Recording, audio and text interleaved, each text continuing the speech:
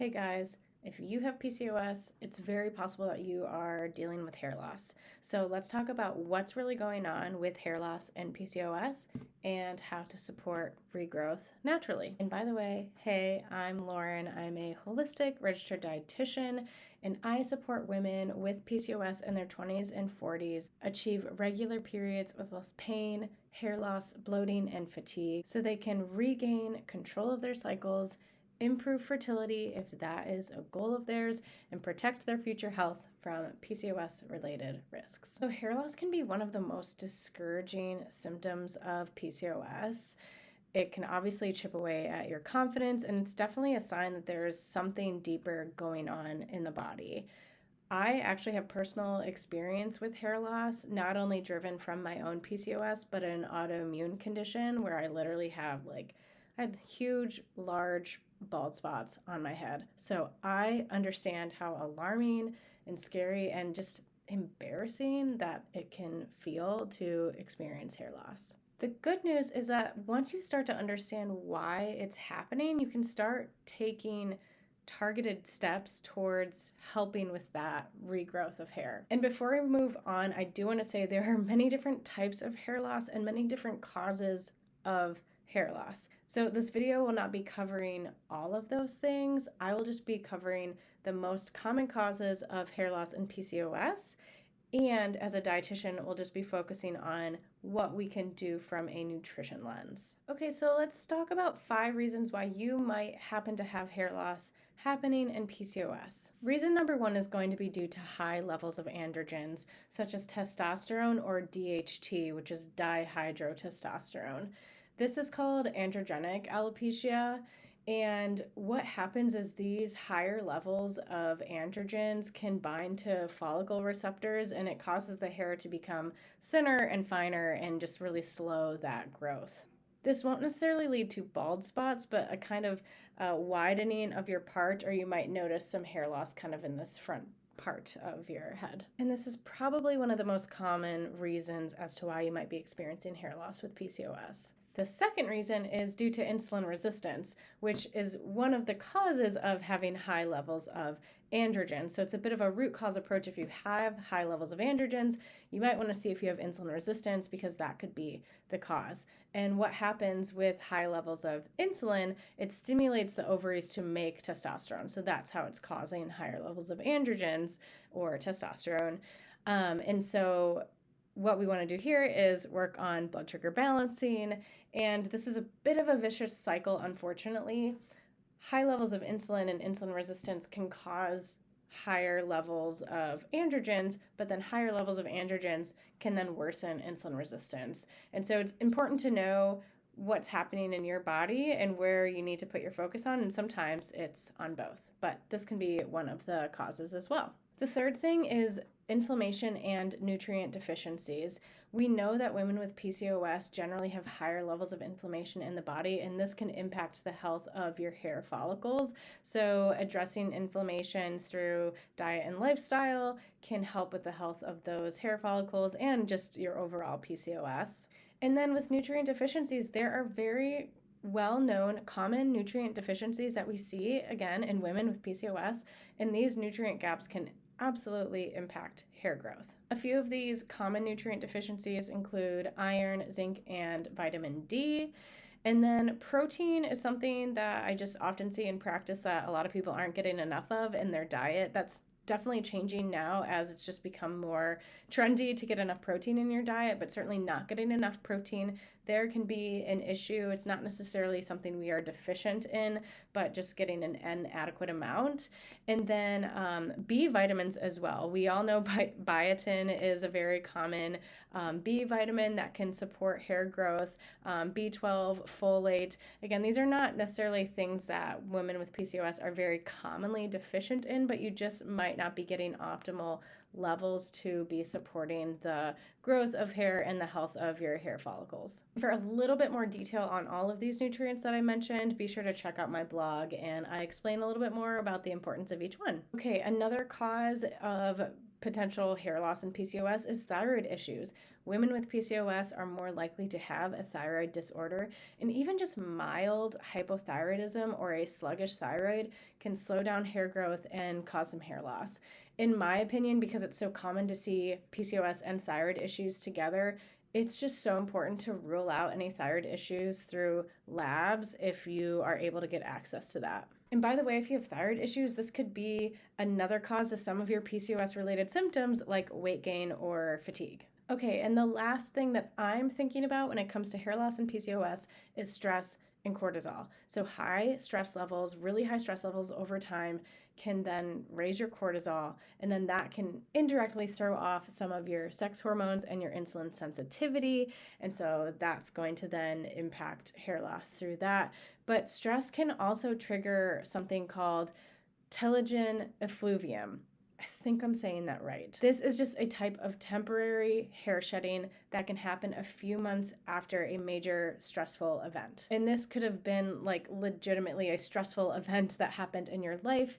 It could be an illness. It could just be a significant change in your life, like a move or a potential like death in the family, or a significant change in like your diet, exercise, sleep, anything like that. Okay, so those are 5 different reasons that might be triggering your hair loss and PCOS. And so now let's talk about next steps. So the first thing I would highly recommend if you are really noticing significant hair loss is to get some labs done. I'm not going to just list off all of the labs here out loud in this video, but if you go to my blog post, which I will link below, I list the hormones that you should get checked, the blood sugar markers and metabolic markers that you should get checked, and then some other nutrients and a few other key markers, like some inflammation markers that you should run to just get a really good picture of what is going on in your body and understand what could be driving some of the hair loss. Okay, let's get to the exciting piece of talking about supporting hair regrowth through nutrition. There is so much you can focus on to support this. Now, because there's so many causes of hair loss, this might not be the one thing that fixes it all, but gosh, I have seen so many women see such an improvement in their hair when they finally really start to make big changes to the things that they are eating. Okay, number 1, you're probably not going to be surprised to hear this, and that is going to be focusing on getting enough protein. Our hair is made of keratin, which is a type of protein. So you can imagine getting adequate amounts of protein is going to support our hair. A general rule of thumb is to get 20 to 30 grams of protein per meal. But some people might have higher needs than that. And, while we can really simplify things with protein, we can also really complicate it, and there's a lot to know. So that is why I actually created what's called my PCOS protein playbook. This goes through how to calculate your protein needs. It provides a comprehensive list of all of the foods that have protein and exactly how much protein they provide, how to track protein properly when eating too much protein becomes an unhealthy goal, where to start if you're feeling overwhelmed, and I give a bunch of recipe ideas as well. So I highly recommend checking that out just to ease your mind when it comes to protein and maybe this overwhelming feeling that you might have when you start to think about getting enough and how much you should have. Okay, moving on. Number 2 is balancing your blood sugar. You've probably heard this before, but truly this is so important. As mentioned above, insulin resistance drives higher levels of androgen production in the body, one of the main causes of hair loss. So if we're really working on habits that are bringing our blood sugars down, that can be super helpful and important. Now, I go in depth with my clients through my Roots program, teaching them how to eat in a way that's going to support their blood sugar. And this is a program with a bunch of videos that I've created going through the foundations of nutrition. So this is something that my clients will work through, but I do want to provide you with a few really simple key steps and things you can work on to balance your blood sugar starting today. First thing to balance your blood sugar, don't eat naked carbs. What I mean by this, don't eat carbs by themselves. Make sure they are paired with protein or fat in all of your meals or snacks. If you don't fully understand what a carb is, a protein is, a fat is, and all of that, this is something that I teach my clients in my Roots program. Okay, second thing, don't skip your meals, people. Just don't do it. If you are consistently skipping breakfast or lunch or even dinner, many days of the week, this is putting your blood sugars on a roller coaster all day long. It's going to make you feel like shit. It's not great for your blood sugar balance. And then that can lead to insulin issues. And then, like I said, lead to higher levels of androgens. We don't want it. Stop skipping your meals. Okay, third thing is to move after meals. If you take a walk for like 10 to 15 minutes after every meal, using those muscles will help your body get that glucose that is in your bloodstream from the carbohydrates that you ate into your cells to be processed for energy more efficiently. You don't have to understand all the science of it, but just know using your muscles after meals, and it doesn't have to be a crazy workout, just a simple walk will help your blood sugar be a little bit more balanced after that meal. And the last tip I'll leave you with is to eat your food on your plate in this order when possible. Non-starchy veg first, protein second, and carbs last. Ultimately, just kind of keeping those carbs towards the end of your meal versus starting your meal with carbohydrates is going to help with that blood sugar balancing. So if you're going out to a restaurant, right, they always bring the bread first. Try to hold off and eat some stuff from your meal, or get like a starter salad and eat those non-starchy veg first and then move to the carbohydrates. Okay, so we've covered protein, we've covered balancing blood sugar. The third thing that we can do with nutrition is to add in micronutrient and inflammatory support. I mentioned earlier, right, that inflammation and nutrient deficiencies can be a cause of hair loss. So we really want to eat in a way that is supporting those things. The quality of our diet really matters, and unfortunately, so many people are eating more and more processed foods. And sometimes I think my clients are actually surprised by the amount of processed foods that they might be consuming throughout the day, because they might be eating things that are processed that we kind of have deemed as healthy, like protein bars and beef sticks and meal replacement shakes and granola and stuff like that. They are still processed foods at the end of the day, and they might be helping us get some micronutrients in and get more protein in, but they are still processed. And the more whole foods we eat, the more anti-inflammatory support we're going to get in the body, and the more micronutrients we are going to get access to. Now, in my blog, I list a few specific foods to focus on to get that micronutrient support and that anti-inflammatory support. So again, instead of just listing a bunch of things here in the video, I invite you to go to the link below to my blog, and you will see that list. So those are things that we can do with nutrition. Now, what we haven't talked about yet is supplements. And we can consider targeted supplements to really support our PCOS and the hair loss that is happening, any potential inflammation or nutrient deficiencies or insulin resistance going on.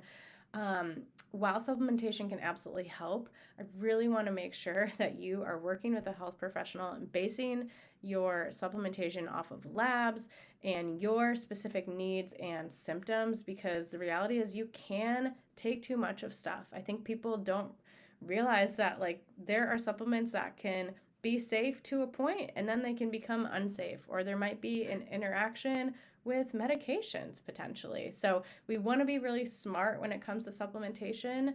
That being said, there are a lot of things that you can explore that could be super helpful. So inositol is something that is very commonly prescribed in PCOS, and that's because it really helps with insulin sensitivity. So as a result, it could help with hair loss.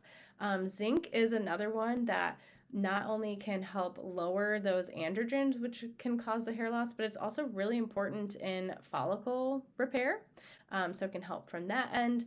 Vitamin D also really supports hair follicles and can help in lowering that testosterone. Iron's another one that you can take to help with increasing that oxygen delivery to your hair follicles. But this is something that you really don't want to take if you don't need iron. So don't just like throw it in. Again, we really want to get some labs done. Spearmint tea is something that you could try drinking 3 cups a day, can help lower those androgens over time, which would then help your hair loss. To address inflammation, you could try omega-3s or fish oil. N-acetylcysteine or NAC is great for reducing inflammation, insulin sensitivity, and addressing that testosterone. And then saw palmetto, reishi, licorice, and white peony are all other things that you can explore as well that can help with lowering those androgens. There are other things that are not necessarily specific to PCOS that can help with supporting hair regrowth, such as vitamin C, vitamin A, vitamin E, collagen, and Listreva. And again, always, always, always test, always, always, always work with a health professional that can help you figure out the best supplement routine for you that is going to be the most safe and effective. Okay, that's all I got today. The one thing I want you to remember though is that healthy hair cycles run on a 3 to 6 month delay. So this is not a quick fix. You are not going to notice within a week your hair coming back if you are struggling with hair loss and you start working on these things. This is something that takes time, so don't get discouraged quickly. Stay consistent with your nutrition, with your healthy lifestyles, and I know your future self and hair will thank you. All right, y'all, thanks for listening. I've got a few free guides for you below if you want to check out. One is my PCOS Glow Up Meals, which just gives you 3 days of breakfast, lunch, dinner, snack, and dessert ideas that will support your PCOS, and also my PCOS lab guide, which gives you all of the labs that you should run if you are looking to dive deeper into supporting your PCOS. And in case you didn't know, I work with PCOS clients virtually to help them achieve regular periods with less pain, hair loss, bloating, and fatigue so that they can regain control of their cycles, improve their fertility outcomes, and protect their future health from PCOS-related risks. If you are interested in working with me, you can schedule a free discovery call today, and I will link that below. Stay tuned for the next one.